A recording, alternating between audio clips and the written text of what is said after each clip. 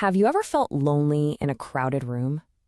I mean, not because you're physically alone, but because, well, you feel totally alone inside your own head. Today, we're going to dive into the architecture of a very specific experience, gifted loneliness. So let's just jump right in with a question that gets to the absolute heart of this. Have you ever been in a conversation or a group or even a relationship and just had that chronic feeling of being misunderstood? Like something is just constantly getting lost in translation.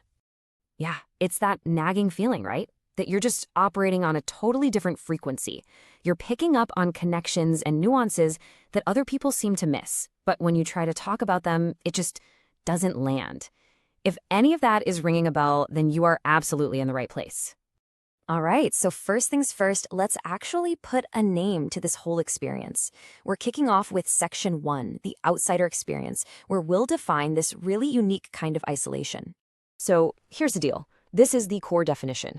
Gifted loneliness, it's not about not having people around you. It's not about being a hermit.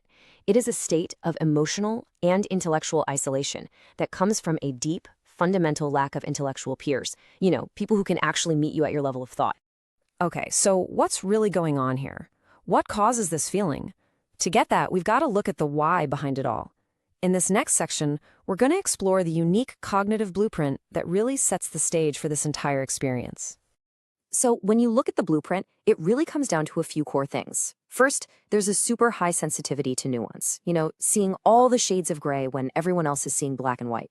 Then you've got these complex, abstract thought patterns. Your brain is always connecting dots nobody else sees. Add to that an intense, almost insatiable curiosity and a powerful drive for meaning in everything. And finally, there's this tendency for what some psychologists call overexcitabilities, basically a much higher intensity of experience, whether it's intellectual, emotional, or imaginative. And I really want to hammer this point home because it's so important. This is not about being smarter. This has zero to do with IQ scores. It's about the quality and the texture of your thoughts. It's about processing the world around you with a much greater degree of depth, intensity, and complexity. All right, so we've got this internal blueprint, right? But what happens when that blueprint actually meets the real world? Well, that's where things get interesting. And that's where we run into what we can call the great social mismatch. This is where you can really see that disconnect play out, right? On one side, a typical conversation might be about surface-level updates, practical stuff, what's happening right now. But the gifted mind, it's naturally drifting towards the underlying patterns, the what-ifs, the why behind the social rules.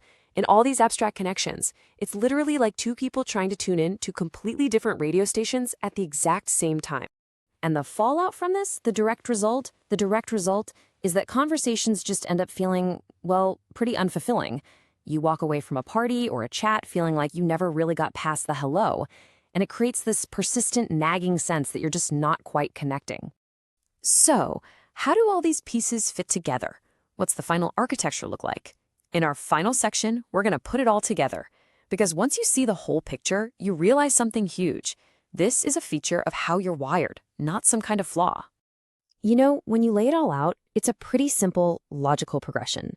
1, you've got this complex cognitive blueprint. 2, that blueprint is always seeking depth and meaning.